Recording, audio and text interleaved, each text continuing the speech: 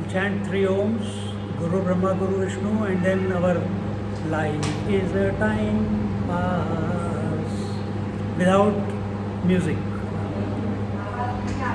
आवाज़ नहीं आ रही है, अब उनको बोलो, I can't do anything.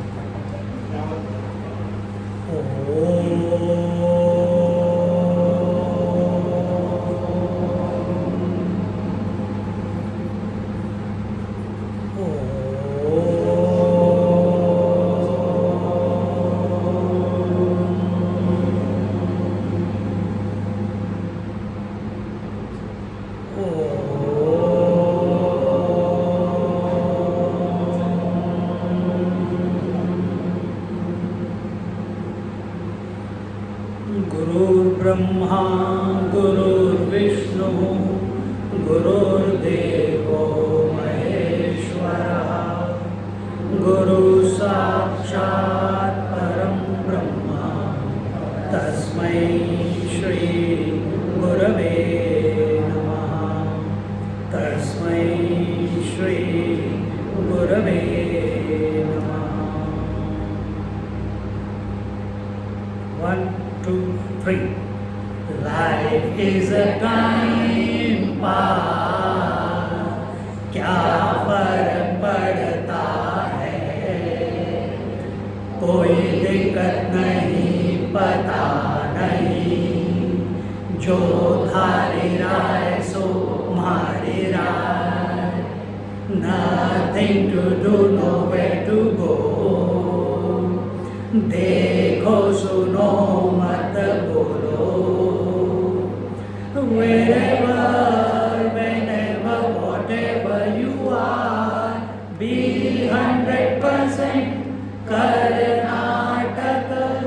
किसी को आओ मत कहो,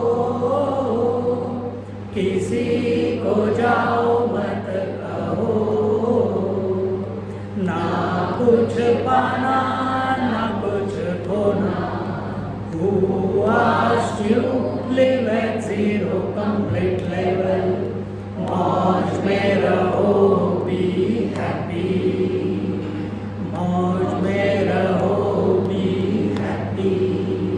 Ting ting ting ting ting ting ting ting ting. Correct? So Hindi English Marathi तो नहीं. तुम भाग जाओगे मेरी मराठी सुन के. हिंदी में मैं हिंदी में कम बोलता हूँ, लेकिन you have to suffer me today. अब उसको भी हिंदी में कैसे बोलते पता नहीं लगे. हाँ नहीं चलेगा, अभी हिंदीलिश में बोलेंगे. क्या है तो अभी हमने क्या बोला, life is a time pass. अभी मैं किरणों से पूछ रहा हूँ कैसे चल रहा है. स्वामी जी टाइम पास है. यहाँ क्या कर रहे हो स्वामी जी, टाइम पास है. उपनिषदों में एक कहानी आती है कि एक चिड़िया दंपत्ति ने बच्चों को पैदा किया और उनको बचपन से हम जैसे ट्रेन करते हैं, क्या बोलते हैं, लाइफ इज. अब ये सीख रही है, ये बच्ची है, life is a time pass. तो वो भी सीख रही थी. एक दिन शिकारी आएगा, जाल बिछाएगा, दाना डालेगा, हमको नीचे नहीं उतरना है. और वो गाते रहे, शिकारी आया, जाल डाला, दाना डाला, वो चुगने गए, वो पकड़ के ले गया. और अभी जो वो पकड़ के लेके जा रहे हैं, फिर भी वो गा रहे हैं, life is a time pass. ये हमारा हाल है, ये हमारा हाल है. वो चिड़ियों का नहीं, हमारा हाल है ये, कि हम भी तोते की तरह रटे हुए श्लोक मंत्र, ये वाले जो मंत्र हैं, बस बिना सोचे कि हम क्या बोल रहे हैं, बस मुंह पे जबान पे हमने उसको रट लिया है और उसको रिपीट करे जा रहे हैं, करे जा रहे हैं, करे जा रहे हैं, करे जा रहे हैं.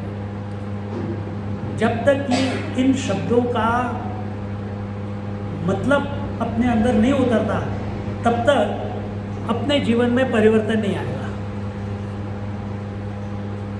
उसके लिए क्या चाहिए हमें जीवन में? सतर्कता चाहिए. सतर्क जीवन जीना. सतर्क जीवन किसके प्रति जीना है? अभी आज ही कोई कहीं ना कोई पकड़ ही लेता है, कोई ना कोई. खाना खाते समय किसी ने पकड़ लिया मुझे, स्वामी जी हम स्वामी जी को सुन रहे हैं, मैं कहा बहुत अच्छी बात है, ये है वो है। फिर पर कुछ तो फिर उसके बाद कि how do we convert the experience, जो हम दृश्य देख रहे हैं, जो सृष्टि देख रहे हैं, उसको हम सच्चिदानंद स्वरूप कैसे माने। अब ये आपके मन में भी कभी ना कभी आया होगा, स्वामी जी बोलते उसके बाद आप भूल जाते हो। हम भी भूल जाते थे, चिंता मत करो। पर भूलते हुए फिर सत्संग करते हुए, भूलते हुए फिर सत्संग करते हुए, फिर भूलना क्या, स्वामी जी बोल रहे हैं, हम सो भी रहे हैं। स्वामी जी बोल रहे हैं, हम सो रहे हैं, बीच में जाग रहे हैं, फिर सुन रहे हैं, फिर सो रहे हैं, फिर स्वामी जी एकदम से कुछ बोलते हैं तो एकदम से मुंह से वो श्लोक भी निकल जाते हैं। करते करते करते करते करते 1 साल, 2 साल, 5 साल, 10 साल, 15 साल, 20 साल, 30 साल, कुछ ना कुछ दाढ़ी सफेद हो जाती है, कुछ ना कुछ परिवर्तन अपने अंदर। आप सब ने, आप स्वामी जी को कितने सालों से सुन रहे हो, कईयों ने बोला 15-15, 20-20 साल से आप सुन रहे हो, तो कुछ ना कुछ तो परिवर्तन आया ही हो। और परिवर्तन का निशानी क्या है परिवर्तन की, बताओ निशानी क्या है परिवर्तन की? ब्रेनस्टॉर्मिंग, भूख ज़्यादा लगना, नींद अच्छी आना,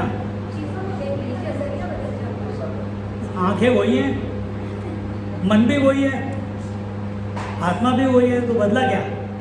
दुनिया भी वही है। कभी सोचा ऐसे? मैं चैलेंज कर रहा हूँ यहाँ पे। हाँ, कोई और बात आपकी बिल्कुल सही है कि नज़रिया बदल जाता है। हाँ, रिएक्शंस कम हो जाते हैं, ठीक है, नज़रिया बदल जाता है। और कोई? हाँ,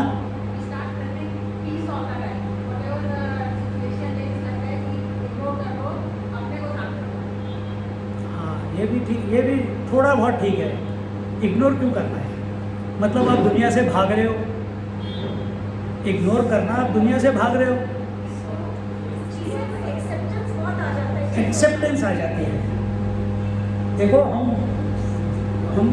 साधना में, स्पिरिचुअल जर्नी में हम सब चलते हैं, तो आवाज़ हम आ रहा है, इसके हमिंग आ रही है स्पीकर में, तो हम सब स्पिरिचुअल प्रैक्टिस करते हैं। अरे यार निकाल ही दिया, बता तो दे।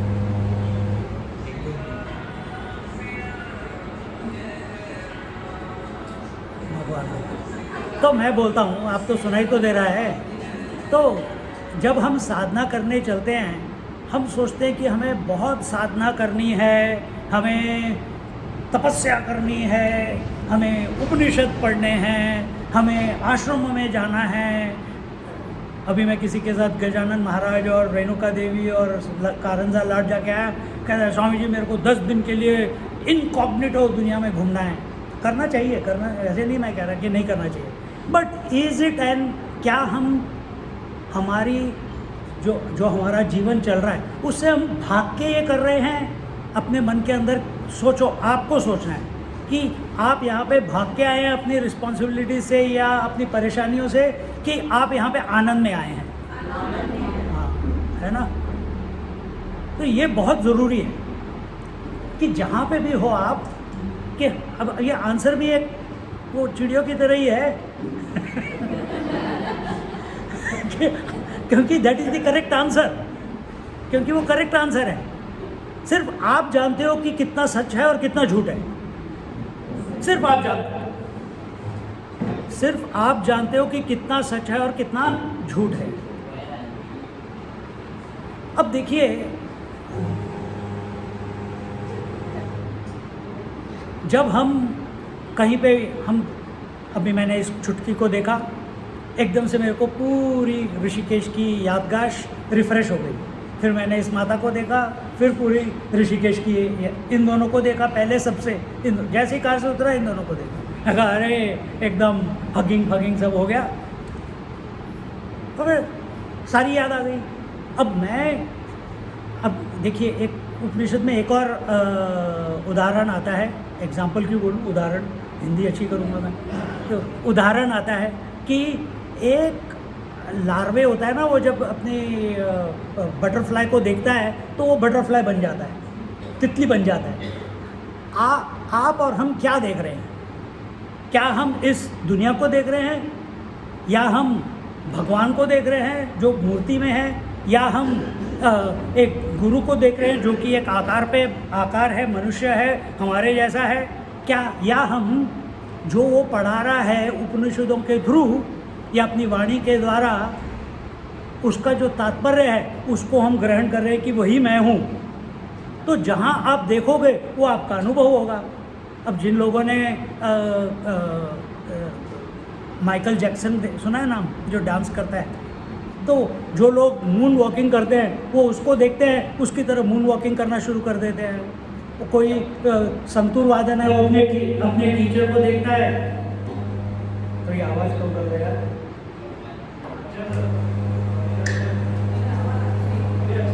अभी अच्छा है? ओहो, ये तो बहुत तेज है। चलो ठीक है, आपको अच्छा समझ रहा है। तो जैसे कोई शिष्य अपने गुरु को देखता है तो उसकी तरह वो हो जाता है, उसमें ढल जाता है, ठीक है ना। हम किसको देख रहे हैं? मेजॉरिटी ऑफ द टाइम हम सत्संग में आते हैं तो हम सत्संग में गुरु स्वामी जी को देखते हैं। कई लोग तो आके सिर्फ स्वामी जी को देखते हैं, सुनते ही नहीं कि क्या बोल रहे हैं।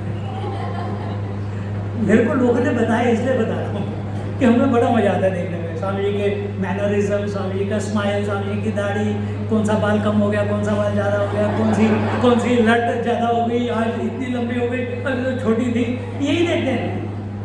कई लोग उनके जोक सुनते हैं, कोई लोग उनका तत्व ज्ञान ग्रहण करते हैं। सही, हम क्या देखते हैं? आई am just asking a question कि हम क्या देखते हैं जब हम जीवन जी रहे हैं, हम क्या देखते हैं? क्योंकि वो भी तो एक सृष्टि का ही एक अंग है। स्वामी जी जो है वो भी एक सृष्टि का अंग है, उपनिषद जो है वो भी सृष्टि का एक अंग है, वन एस्पेक्ट ऑफ क्रिएशन। तो उस एस्पेक्ट, क्रिएशन इज वैरायटी, इतना विस्तार है, उसमें से एक हमने चूज किया कि भाई हमको ड्रिंक्स ड्रग्स में नहीं जाना है, हमको उपनिषद क्लास में आना है, सत्संग में आना है। आपने किस लिए आना है? कि हमको अपना परिवर्तन करना है, अपना नजरिया बदलना है। बहुत अच्छी बात है, हमने किया, इसके लिए हम आ रहे हैं। पर यहाँ आके हम क्या कर रहे हैं? क्या हम नेटवर्किंग कर रहे हैं? क्या हम अपने आप के लिए अवेलेबल हैं कि नहीं? देखिए, तो सारा जो हमको अभी तक समझ आया है, I am not going to take any text और एनीथिंग। अभी हमारी ऑस्ट्रेलिया में वेडनेसडे को कठोपनिषद चल रहा है, थर्सडे को ज्ञानेश्वरी चल रही है, और ज्ञानेश्वरी में अभी हम उस जगह पहुँचे हैं जहाँ पे हमारे भगवान अर्जुन को बोलते हैं, अर्जुन मैं तुझे बहुत प्रेम करता हूँ, और मैं इतना प्रेम करता हूँ तुझे कि मुझे इच्छा हो रही है कि मेरे को जितना पता है मैं तेरे अंदर उड़ेल दूँ। और मैंने 18 चैप्टर तेरे ऊपर उड़ेल दी, पर अभी भी मेरे को तसल्ली नहीं होती। तसल्ली नहीं होती। जब किसी कोई छोटी सी बच्ची आती है, प्यार इतना हो जाता है, पकड़ के वो चिल्ला रही है, तुमको मजा आ रहा है। वो कृष्ण भगवान को भी मजा आ रहा है, कृष्ण भगवान तो अर्जुन परेशान हो रहा है, इतना ज्ञान दे रहे हो मेरे को, भगवान कह रहे और ले। पर उनको समझ आ गया जब भगवान ने उसको बताया सब कुछ। भगवान ने कहा कि मुझे पता है कि तू कंफ्यूज हो गया होगा, देखिए इतना ज्ञान मिल गया है, अब मेरे को इच्छा हो रही है, क्योंकि मैं तेरे से प्रेम करता हूँ, कि तुझे मैं इस पूरे जितने भी श्लोक तब तक हो चुके हैं, इसका सारांश क्या है, क्या प्रैक्टिस करनी है हमें अपने जीवन में, जिससे कि हमारा उद्धार हो जाए, जिससे कि हमारे को क्लैरिटी मिल जाए, जिससे कि हमको जहाँ पे हमको भगवान ने रखा है वहाँ पे जो हमको करना है वो हम करें। उसके लिए भगवान बोलते हैं मन मना, क्या है वो वर्ष?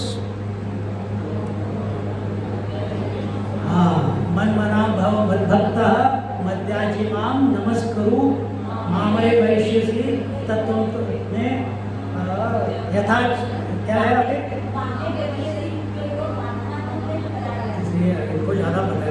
गीता नहीं पता, मेरे को सिर्फ रट के बोलना आता है, तो मैं भूल गया, रटा हुआ भूल गया। तो उसमें क्या बोलते हैं सबसे पहले कि जो भी तुम्हें करना है अपने जीवन में तुम मेरे लिए करो सबसे पहले। तो एट एक्शन लेवल कर्म जो करते हो करना ही है। तुम भाग सकते हो क्या कर्म करने से? अभी आप कोई कर्म कर रहे हो? नहीं कर रहे? अरे यार मेरे को लगा दिया चुप क्या कर रहे हो? आप भी तो कर्म कर रहे हो। क्या कर रहे हो? सुन रहे हो। अभी सुनना कर्म नहीं है, उसके जो विचार मन में आ रहे हैं वो कर्म है। तथास्तु। तो मन में जो विचार है वो कर्म है, तो क्रिया चल रही है ना। तो भगवान कहते हैं जो भी कर्म करो कहीं ना कहीं तुम चाहो या ना चाहो कुछ ना कुछ तुम्हें हर परिस्थिति में करना ही पड़ेगा। अब वो किस भाव से करना है? इस भाव से करना है कि तुम मेरे लिए कर रहे हो, अपने लिए नहीं कर रहे। इससे क्या होगा बताओ, क्या होगा? हाँ नहीं, बंधन से कोई नहीं मुक्त होता।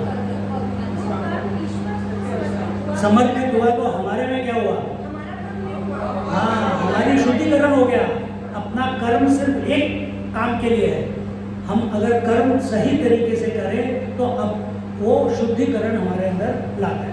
यहाँ शुद्धिकरण हो गया क्योंकि मैं तो भूल गई, सब कुछ भगवान कर रहे हैं, और जैसे सब कुछ भगवान कर रहे हैं अपना मन खाली होता जा रहा है, अपना मन एक्सपैंड होता जा रहा है। और जैसे जैसे मन एक्सपैंड होगा, विस्तार उसको गेन होगा, अपने आप ऐसे विस्तरित मन में भगवान के प्रति प्रेम जागृत हो जाता है, एकाग्रता अपने आप आ जाती है। और हम क्या करते हैं? मैं तो ध्यान में बैठूंगा। और पहला स्टेप क्या है योग में? यम और नियम। यम और नियम वो तो कोई प्रैक्टिस करता ही नहीं। सीधे आसन में, फिर कई लोग आसन में भी करते, सीधे प्राणायाम पे, और प्राणायाम से सीधे ध्यान पे। कैसे होगा ध्यान? 1 सेकंड का ध्यान और बाकी के 23 घंटे 24 मिनट और कितने 55 सेकंड्स परेशानी। ऐसे नहीं होता। अगर मेरे को ये भी एक एग्जाम्पल आता है, उदाहरण आता है, क्या कि भाई 8 रोटी है, 8वीं रोटी खाते हो तो पेट भर जाता है, इसलिए आप पहली 8वीं रोटी खा लोगे। 8वीं रोटी में 1 2 3 4 5 6 मैं 8वीं खा लेता हूँ, मेरे को खाना कम पड़ेगा, काम कम करना पड़ेगा। ऐसे हो जाता है क्या? नहीं होता। उसी तरह से अगर हम सीधे यम नियम छोड़ के बाकी सब स्टेप्स छोड़ के, नहीं मेरे को सिर्फ ध्यान करना है, भगवान ध्यान सबसे इम्पोर्टेंट है, उस पर हम चले गए तो कुछ नहीं होने वाला, सिर्फ परेशानी और कंफ्यूजन और चिड़चिड़। ऐसे लोगों का स्वभाव चिड़चिड़ हो जाता है, हर जगह इरिटेशन। क्यों? क्योंकि उन्होंने शुद्धिकरण किया ही नहीं है। तो ये तो एक स्टेप हो गया समझाने का। जब हम शास्त्र पढ़ते हैं और जब तक हम अपने आप को शरीर समझ रहे हैं, जब तक हम अपने आप को एक कर्ता समझ रहे हैं, तब तक हमें ये पहला स्टेप करना ही पड़ेगा। क्या? कि सब कुछ ईश्वर को समर्पण करते हुए चलते चलो चलते चलो चलते चलो। उससे क्या होगा? मन एकाग्र हो जाएगा। मन एकाग्र, भगवान कहते हैं कि तुम अपने मन को पूरी तरह से मेरे में लगा दो। अभी किसी ने मेरे को बोला कि कैसे, एक मैंने कहानी बताई थी लास्ट टाइम 1 जनवरी को जब मैं आया था, तब मैंने एक स्टोरी सुनाई थी। तो अम्मा बोल रही है कि स्वामी जी वो स्टोरी बता दो। भूल गई सुजाता, भूल गई। ये है स्टोरी अहल्या की। याद है? पता है? पता ही नहीं। अहल्या थी किसकी बीवी थी? वो गौतम ऋषि की। और गौतम ऋषि बहुत तपस्वी ऋषि, घोर तपस्या, बाल ब्रह्मचारी। अब सालभर ब्रह्मचारी होते हुए एक बार ब्रह्मा जी उनसे प्रसन्न हो गए, उनको दर्शन दे दिए। उन्होंने कहा बेटा बोलो क्या चाहिए। उन्होंने कहा जो आप दें वो मैं ले लूँगा। भगवान ने कहा चलो इसको चाबी दे रहे थे, तेरे को मैं अहल्या दे देता हूँ। बाल ब्रह्मचारी को अहल्या दे दी। ऐसी एक स्वामी जी ने हमको इंट्रोड्यूस किया था, उनके पास भेजा भी था एक महीने साधना करने के लिए। गिरनार जगह सुनी है? गिरनार में नीचे आश्रम है काफ़ी सारे, तो वहाँ पे एक पुनीताचार्य जी का आश्रम है। और वो पुनीताचार्य जी भी एक योगी थे, गिरनार में गुफा में 9 साल तो गुफा में साधना करते थे। और साधना करते करते एक दिन उनको ऐसा फ्रस्ट्रेशन हो गया कि मैं भगवान दत्तात्रेय का तपस्या कर रहा हूँ, जप कर रहा हूँ, और भगवान मेरे को दर्शन ही नहीं दे रहे। कोई मेरे ख्याल से मेरे को हिमालय निकल जाना चाहिए। उन्होंने अपनी गुफा किसी और को हैंड ओवर कर दी, अपना एक झोला लिया ऐसा और निकल पड़े। और जैसे ही नीचे पहुँचे दत्तात्रेय जी सामने आ गए। वो आंसू एकदम भोर विभोर, उनका आज्ञा शादी कर। कहते मैं तो बाहर ब्रह्मचारी हूँ, मैं शादी पुनीताचार्य जी अभी शायद उन्होंने शरीर छोड़ा 2-3 कुछ महीने पहले। तो कहते मैं तो बाहर ब्रह्मचारी हूँ, मैं कैसे मैं शादी नहीं करूँ, मेरे से होएगा ही नहीं कि किसी तेरे को क्या करना है। किसी लड़की का बाप अपने आप तेरे पास आएगा और लड़की को ऑफर करेगा, उससे तेरे को शादी करनी। 2 दिन बाद आएगा, उनके अभी 3 बच्चे भी हैं।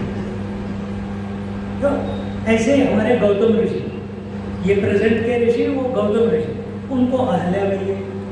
और अहल्या कैसे पैदा हुई? मानस पुत्री, ब्रह्मा जी की मानस पुत्री।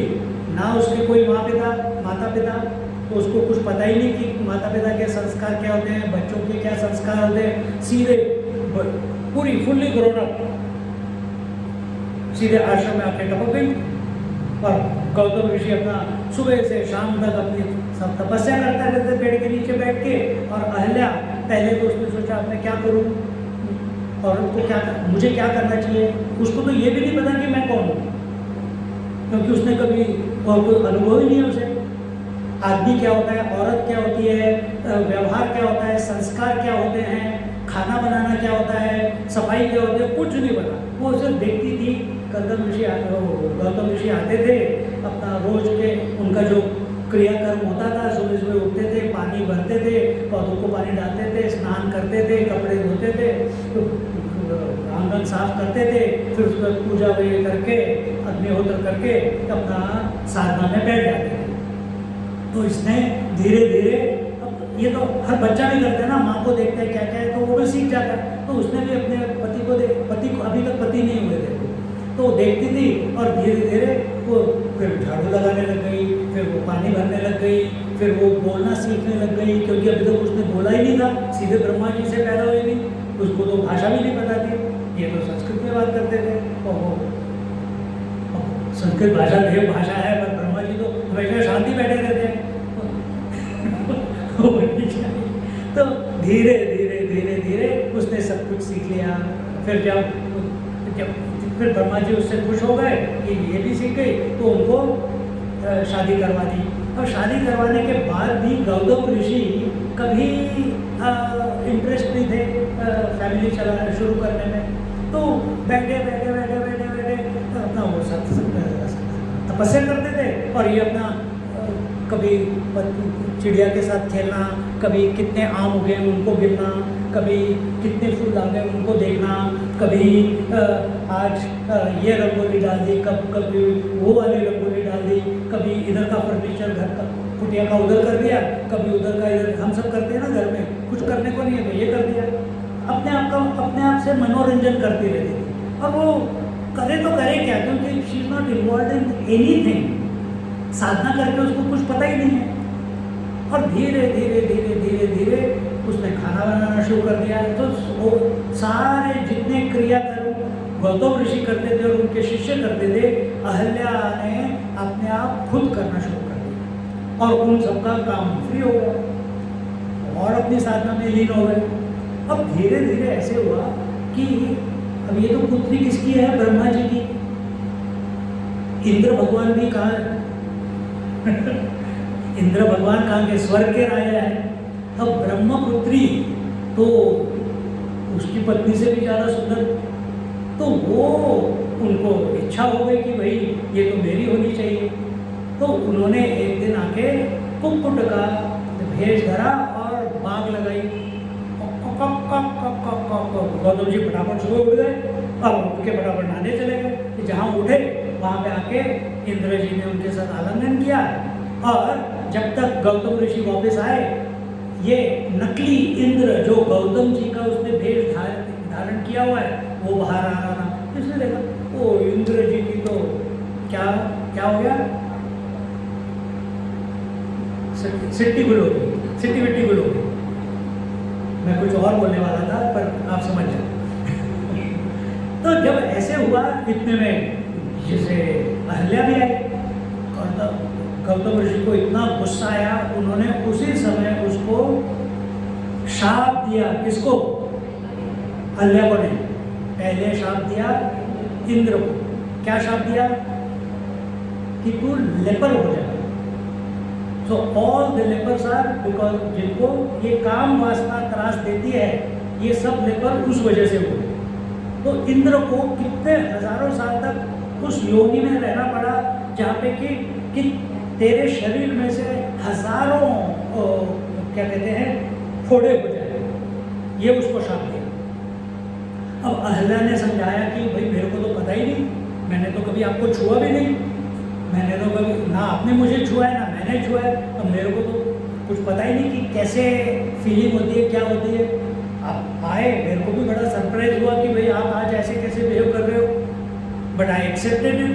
तो मेरी तो कोई गलती नहीं है। पर उस समय गौतम जी को इतना गुस्सा आ रहा था कि उन्होंने उसको शाप दे दिया कि जा तू जड़वत बन गया।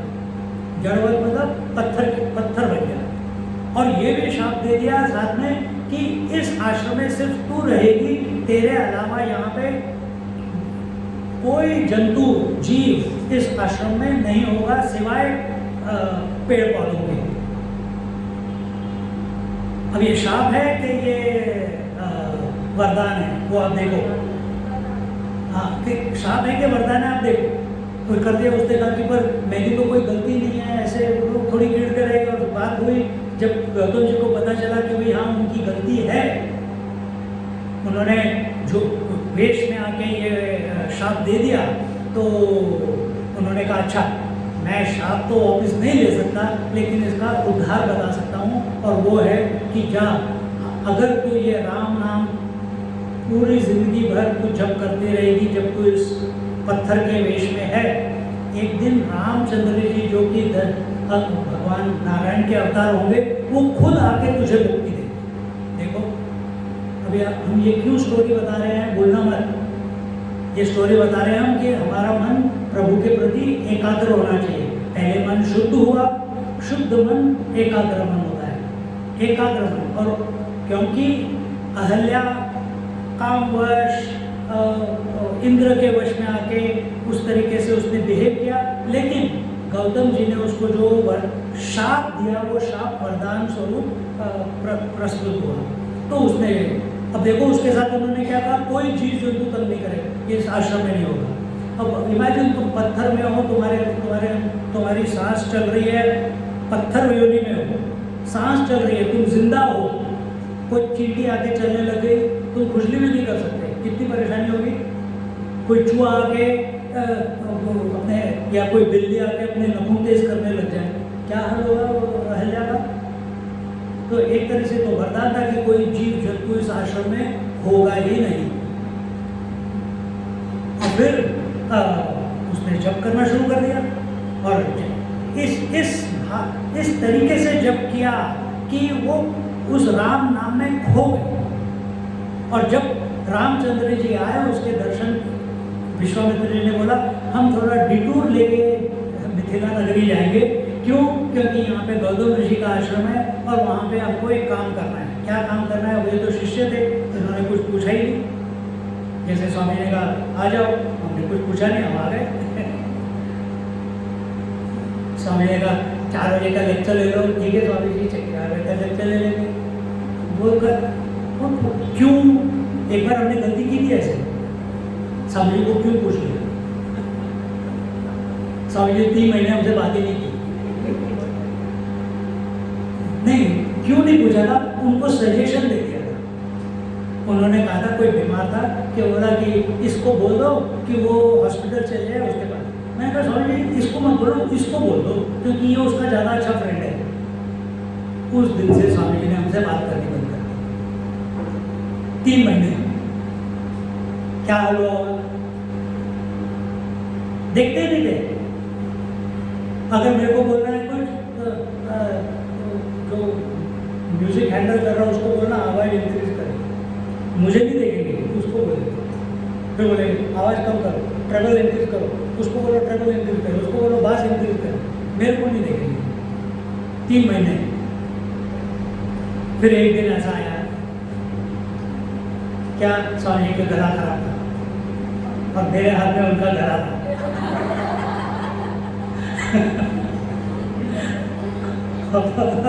एक उस दिन इतना खराब था, मैं कुछ भी कर लूँ उनका आवाज़ ठीक नहीं हो रहा था और इतना उनको परेशान हो गए कि आवाज़ क्यों नहीं ठीक हो रहा है। उन्होंने आखिर में मेरे को देख ही लिया, तुमको काम करना है, म्यूजिक चल रहा है, ठीक करना है, मेरी आवाज़ ठीक करनी है, तो बोलो कि तुम जानबूझ के कर रहे हो कि मेरी आवाज़ खराब हो। मैंने समझा, मैं हंस भी रहा हूँ, हंस भी नहीं रहा हूँ, डर भी रहा हूँ, सब कुछ इकट्ठा हो रहा है। तो उस दिन के बाद सब नॉर्मल हो गया। तो ऐसे लीला चलती है। तो हमारे तो रामचंद्र जी ने विश्वामित्र को कुछ पूछा नहीं, वहाँ पे आए, उन्होंने कहा इस पत्थर के ऊपर पैर रखो, ये अहल्या है, इसका उद्धार तुम्हारे चरणों से होगा। तो रामचंद्र जी कहते अहल्या माता, उनके ऊपर मैं पैर रखूँ, ये तो कभी हो ही नहीं सकता, ये तो पर गुरु का आदेश है। तो गुरु का आदेश कैसे डाले? तो बोलते हैं कि अच्छा, तो पहले नमस्कार किया और नमस्कार उस पत्थर को नमस्कार किया। आप भी नमस्कार करने जाते हो? अभी तो कोई पत्थर भगवान में कन्वर्ट हुआ है क्या? किसी को दिखा है? भगवान ने अहल्या जो पत्थर थी उसको नमस्कार किया, खड़े हुए, और जैसे उनके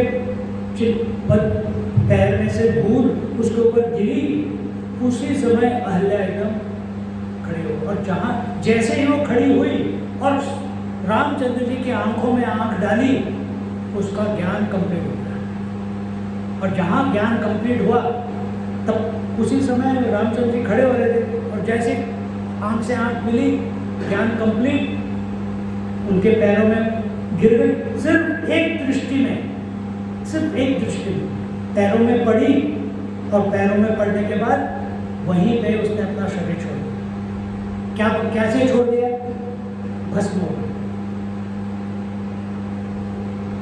ऐसी एक हमारी ये भी थी, शबरी भी थी। शबरी भी भगवान के दर्शन हुए, नवविधा भक्ति मिली, और जैसे नवविधा भक्ति मिली शबरी को, वहीं शबरी ने अपना शरीर, कितनी बुरी थी वो, शरीर छोड़ दिया उसी क्षण। देखो, इसको बोलते हैं सिर्फ नजरिया बदलना नहीं, ये अंदर का परिवर्तन है, ये अंदर का समर्पण है। इतनी क्या बोलते हैं, मोहे लागी वे लगन गुरु चरणों की, ऐसी लगन लगनी चाहिए कि अब बाहर क्या हो रहा है हमें उससे कोई मतलब ही नहीं है। हमें इससे मतलब है कि हमारा लिंक भगवान जो हमारे हृदय में बैठे हैं उनके साथ है या नहीं। देखो, तो ये जो प्रक्रिया चल रही है, भगवान कहते हैं क्योंकि I love you, that's why I am giving you this crux of the entire Bhagavad Gita. देखो, और इसके बाद परिवर्तन क्या आएगा अपना, जब हम सृष्टि को देखेंगे। देखो, जब तक हम अपने आप को शरीर समझते हैं, शरीर अपने आप चल रहा है क्या? शरीर एक वस्तु है, आत्मा एक वस्तु है, एक एग्जांपल है, बल्ब एक वस्तु है, एक बॉडी है, एक शरीर है। इलेक्ट्रिसिटी एक बॉडी है, इज इट अ प्रोडक्ट? तो जैसे इलेक्ट्रिसिटी और bulb is a product, electricity is not a product, उसी तरह ये शरीर है, ये प्रोडक्ट है, और जो आत्मा है, क्या बात है, क्या बात है। She is speaking the words before I am speaking. कौन? ये चुटकी। तो ये जो आत्मा है, it is not a product. अगर प्रोडक्ट नहीं है, ये फोन है, मैंने इसको ग्रहण कर लिया, इसको टच कर लिया, इसको फील कर लिया, इसको ये अरे इसको तो मेरी फोटोग्राफ, ये मेरा ही है। इस तरीके से मैं अपने आत्मा को ग्रहण कर सकता हूँ, पा सकता हूँ। क्या पा सकता हूँ? कैसे? जिस तरीके से बल्ब चेंज हो सकते हैं, एक बल्ब लगाया, दूसरा बल्ब लगाया, तीसरा बल्ब लगाया, चौथा बल्ब। आपको इलेक्ट्रिसिटी बदलनी पड़ती है क्या? उसी तरह से शरीर आपका, बचपन का शरीर, टीनेज शरीर, यूथ शरीर, मिडिल एज शरीर, ओल्ड एज शरीर, आ रहा है, जा रहा है। हर दिन आप बदल रहे हो, हर साल आपका बर्थडे हो रहा है। किसका? बॉडी का। आपका नहीं हो रहा है, बॉडी बदल रही है। आप बदल रहे हो क्या? क्योंकि आपने माई आपने पूछा ना कि कैसे हम इसको, इस पूरी सृष्टि को देखें उस नजरिए से। तो ये परिवर्तन प्रभु की कृपा से आता है, अपने एफर्ट से नहीं आता। अपना एफर्ट सिर्फ इतना होना चाहिए कि हम प्रभु में लीन हो जाए, वो दृष्टि परिवर्तन करते हैं। हम अपना दृष्टि, अगर हम लगे रहे कि मेरे को अपना दृष्टि परिवर्तन करना है, मैक्सिमम मैं कर सकता हूँ चश्मा नया लगा सकता हूँ, बस। हमारे लिए चश्मे क्या हुए? नए नए उपनिषद पढ़ लिए, नए नए गुरुओं के पास चले गए, नए नए, हर बार वो नया लेक्चर सुन लिया। ये कोई परिवर्तन नहीं है। परिवर्तन अंदर आना चाहिए, और वो परिवर्तन अंदर, जब तक आप अपने जो लाइफ प्रिंसिपल है, चैतन्य वस्तु है, उस तक, और अगर वो पहचानते नहीं आप, तो ईश्वर तक पहुंचो आप, वो परिवर्तन करके छोड़ेंगे, क्योंकि वो उनका काम ही वही है। तो पहला हो गया कि बल्ब है प्रोडक्ट, इलेक्ट्रिसिटी प्रोडक्ट नहीं है। शरीर है प्रोडक्ट, कॉन्शियसनेस प्रोडक्ट नहीं है। प्रोडक्ट की प्रॉपर्टीज होती है, यूजफुलनेस होती है। बल्ब का यूजफुलनेस है, इस शरीर का यूजफुलनेस है। मैं आपके साथ इंटरेक्ट कर सकता हूँ, बात कर सकता हूँ, देख सकता हूँ, सुन सकता हूँ। इलेक्ट्रिसिटी ये सब कर सकती है? किसी को इल्यूमिनेट कर सकती है? नहीं कर सकती। कॉन्शियसनेस जो है, जो चैतन्य वस्तु है, जो चैतन्य मैं हूँ, वो भी ये सब नहीं कर सकता। बल्ब क्या अपने आप लाइट दे सकता है? इलेक्ट्रिसिटी जब बल्ब के अंदर से जाती है तभी लाइट आती है।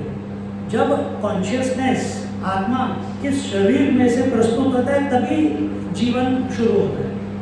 ये भी ठीक है। अब क्या इलेक्ट्रिसिटी सिर्फ एक बल्ब तक सीमित है?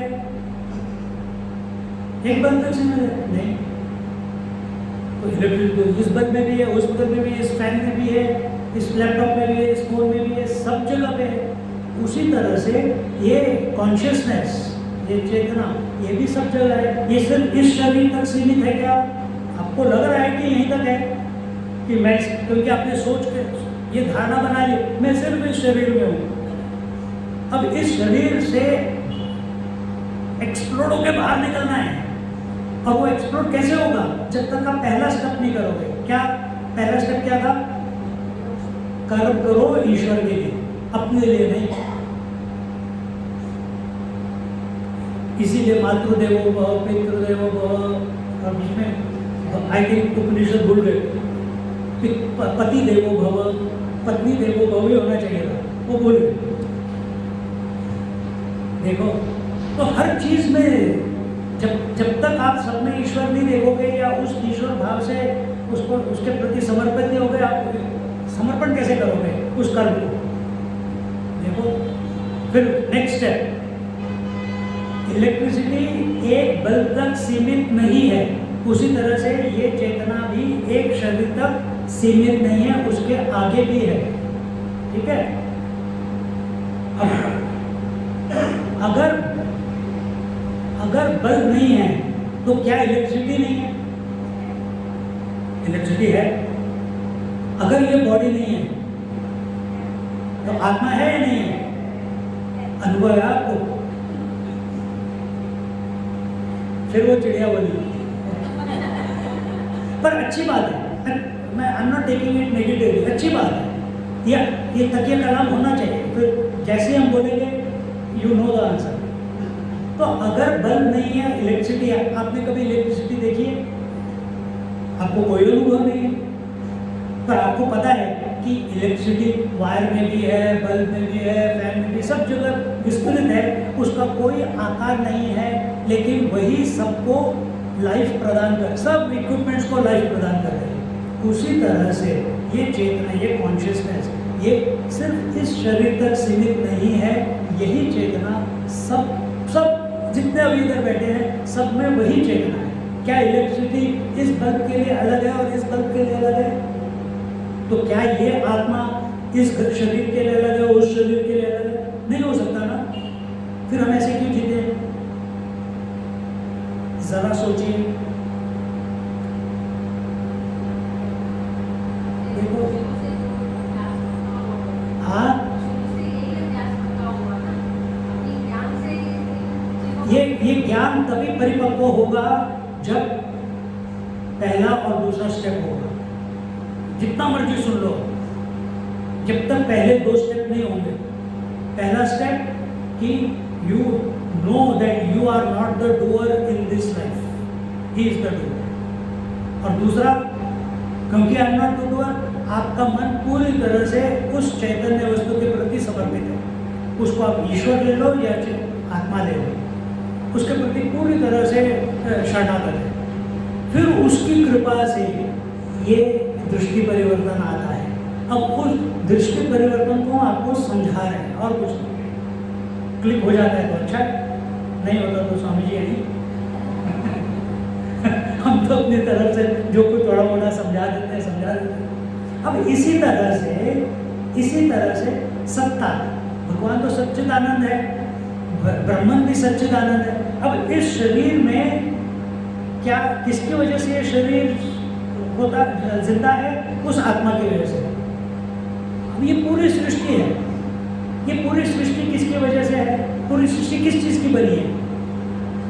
किस चीज की बनी है? आप बोलोगे पंचतत्वों की, पर पंचतत्व मिक्स करके सब ऑब्जेक्ट्स बने ना, एक एक ऑब्जेक्ट बनाए। अब एक एक ऑब्जेक्ट आप देखो, एक एक ऑब्जेक्ट, इसका नाम मैं फिर भूल गया, बोल। वैष्णवी है, माई है, कांचन तिलोत्तमा कांचन दोनों हैं, पर सब हैं। तो ये हो गई सत्ता, ये हो गई सत्ता। अब ये बताओ कि अगर ये तीनों हैं, इन तीनों के बीच में अभाव है, इन तीनों का, वहां पे हैपन है कि नहीं? कैसे है बताओ? नहीं है कि है? एक बोल रहा है, दूसरा बोल रहा नहीं है।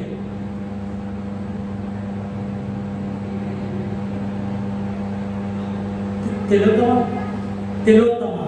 नो तिलोत्तमा, कांचन, नो कांचन, वैष्णवी, नो वैष्णवी। तो बीच में गैप है ना, तो वहां पे सत्ता, एग्जिस्टेंस है कि नहीं है? कैसे है?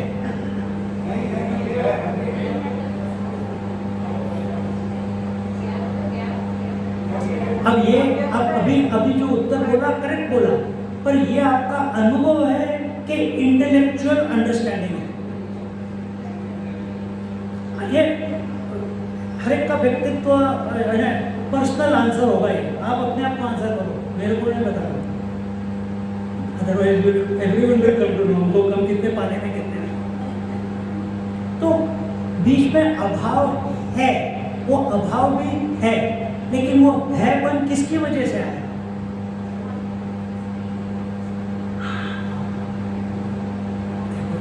जैसे अब ये लाइट है, ये लाइट आ रही है, लाइट का कोई फॉर्म होता है? नहीं होता। सूर्य की किरणें पड़ी, सूर्य की रोशनी पड़ी तो हमको लैपटॉप दिखाई दिया, फिर फ़ोन दिखाई दिया। तो इस लैपटॉप और इस फ़ोन के बीच में क्या लाइट नहीं है? हमको दिख रही है? हमको दिख रही है क्या लाइट? हाँ, वेरी गुड। तो हमको वो लाइट आती है, ऑब्जेक्ट के ऊपर रिफ्लेक्ट होती है, इसलिए हमको ऑब्जेक्ट दिखता है। बट दो ऑब्जेक्ट्स के बीच में अभाव है, उस अभाव में तो कोई रिफ्लेक्टिंग मीडियम ही नहीं है, और रिफ्लेक्टिंग मीडियम नहीं है इसका मतलब लाइट नहीं है। हम ये कंक्लूजन तो नहीं ले सकते ना। अब कौन पूछ रहा था मुझे? अभाव आप ही पूछ रहे थे। तो अभाव में मैं हूँ या नहीं हूँ, इसका कंफ्यूजन होने नहीं चाहिए इस उदाहरण के बाद। तो existence also I am, the illuminator also I am. और जहाँ ये हमको पता चल, ये प्रभु की नैक है, ये भगवान का। भगवान जब एक बार ये स्विच ऑन कर देते हैं तो उसी समय उसी क्षण, जैसे स्विच ऑफ किया तो क्या हो जाता है? रोज नींद आ जाती है, तुम सो जाते हो। स्विच ऑन कर दिया तो I am just taking you, instead of waking you wake up to yourself, and the moment you wake up to yourself, सत और चित इस तरीके से अगर आप समझो, इस शरीर में मैं चेतना हूँ और हर ऑब्जेक्ट के पीछे वही सत्ता है, और वह सत्ता मैं हूँ, और उस सत्ता को मैं जानता हूँ, और मैं चित, वो सत्ता सत और चित मैं ही हूँ। इसका कोई उत्तर नहीं है। अच्छा, मैं कहाँ मुड़ के देखूँ? कहीं नहीं देख सकते आप। मैं कैसे जानूँ? आप जान नहीं सकते। यतो वाचो निवर्तन्ते अप्राप्य मनसा सह, आप जान ही नहीं सकते, क्योंकि जिस दिन ये क्लिक होगा उस दिन आप, जैसे आप अभी अपने आप को जानते हो, आपने नहीं जानोगे। क्या मतलब है इसका?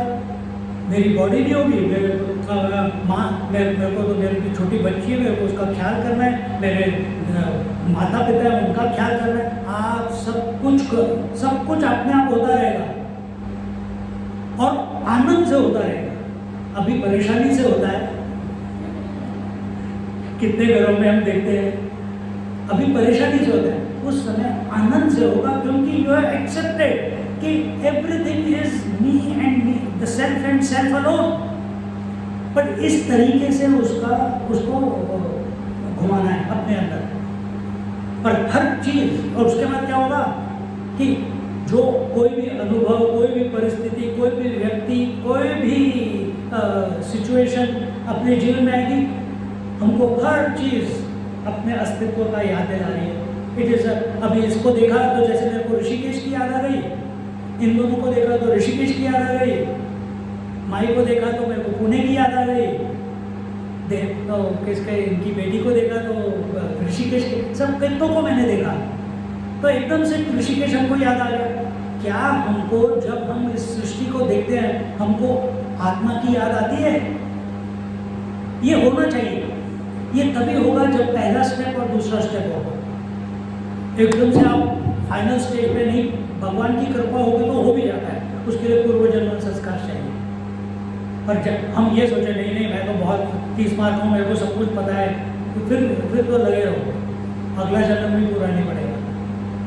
तो हमको इस जहाँ पे अभी हम हैं, खाना खाते समय, चलते समय, बात करते समय, झगड़ा करते समय, कुछ भी करते समय, आज गाली निकलवा दी, क्या बात है? वृंदावन चले जाओ, सब गाली देते हैं। ये नहीं कि गाली खराब होती है, वहाँ पे सब गाली देते हैं। तो इस तरीके से अपने आप को हमको अपने जीवन में ढालना है। यही मैं अपने लिए चिंतन कर रहा था। माता बताती कि ये बोलो, वो बोलो, ऐसे बोलो, वैसे बोलो। 2-3 दिन मेरे को सजेशन थे। मैं कहा मैं अपना चिंतन करूँगा और जहाँ पे मेरे को बैठना है वहाँ पे मैं आके बैठ जाऊँगा। तो इसके साथ हम ये समाप्त करते हैं। And all the best to you. And tomorrow morning will meet at 6:30 है ना मेरे ख्याल से, 6:30 for मेडिटेशन, पर अभी कुछ प्रोग्राम है तो प्लीज़ अभी जाना नहीं है ना कहीं। ओम पूर्णमदा